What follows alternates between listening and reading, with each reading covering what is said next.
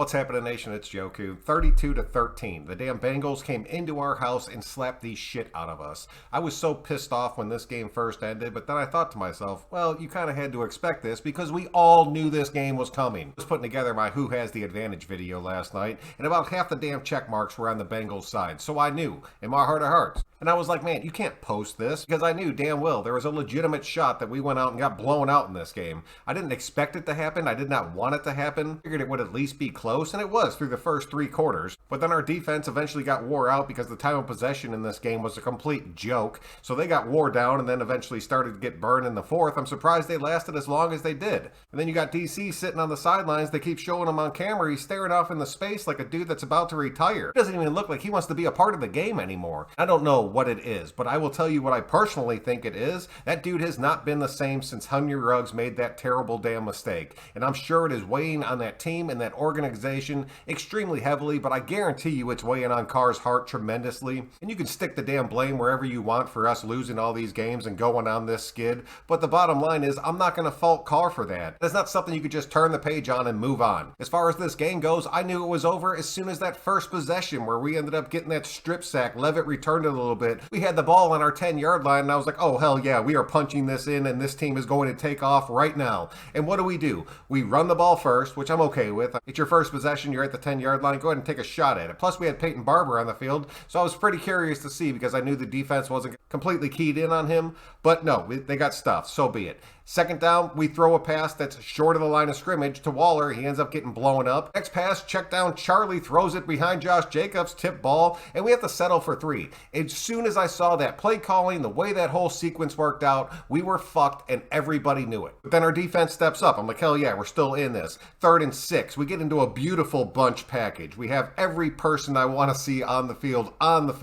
And what do? We run it to Drake. What the hell are you doing at that point? I knew this game was close at halftime, but the writing was already on the wall. Watching a dude like KJ Wright trying to keep up with the Bengals wide receiver was painful to watch. And now we're 5-5, and we have to play a pissed off Dallas team on Thanksgiving, and I will tell you right now, that team is going to kick the shit out of us. We couldn't stop Joe Mixon. You think we're going to be able to stop Zeke? No, it's not going to happen. Our pass rush was truly insane this game. I was loving every second of that, but Dallas's offensive line compared to the Bengals is night and day. With the way some of these AFC teams are playing right now, our closing schedule moving forward is looking pretty damn hard. I think we beat Washington and we beat the Broncos, but every other game is a huge ass question mark at this point. This fucking Raider team that was supposed to turn the corner and this was going to be the year and everything was set up to where it was going to be has completely shit the bed once again. So now we have to ask ourselves, what do we do moving forward? I have already seen videos of, is it time to bench Derek Carr? Do we start Marcus Mariota? At this point, I don't give a shit. I just want to see us win a game.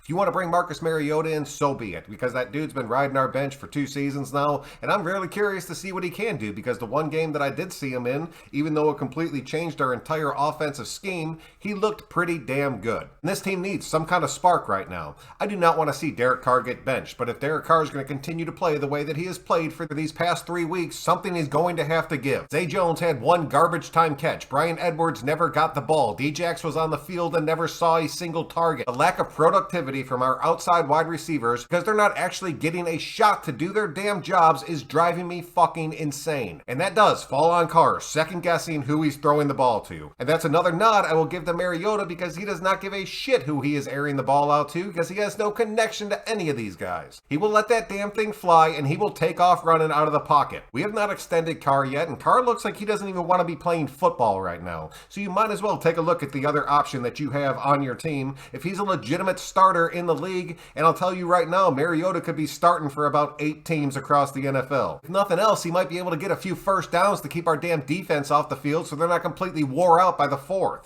Defensively, there's honestly not too much that I would change. We need to get Mullins' ass back on the field, but I think Faison, as much as you guys hate him, played a pretty damn good game until the end of this thing. Hobbs and Merrick have worked out excellently. Hayward's playing like he's damn 22 again, but we cannot stop the freaking run. Had a ton of you guys hit me up like, we need to get that big boy from Georgia, number 99. Yeah, I completely agree. We need somebody that can stuff the run and completely clog the middle of the field like Jelly Bean used to. And I would still personally love to see us draft a fucking linebacker in the 1st round. I don't know, Nation. Let me know your thoughts, because right now I'm seeing this team finishing right about 8-9, 9-8 if we're lucky, but either way, missing the playoffs. So you know some shit's about to go down through this offseason. I told y'all I was going to be extremely critical this year, and I honestly haven't had a reason to until this 3-game skid. It seems like there's always something happening with this freaking team. It's never just us playing through a season, everything goes normal. Yes, every team has injuries, but I'm talking about all the other shit that this team has to deal with on a yearly basis, no matter what. Shit's getting old extremely fast. This team needs structure. This team needs real leadership, and this team is going nowhere until we can get that. That shit starts at the top and then trickles its way down. So I don't know if you want to start at Mayock or if you want to go all the way up to Davis.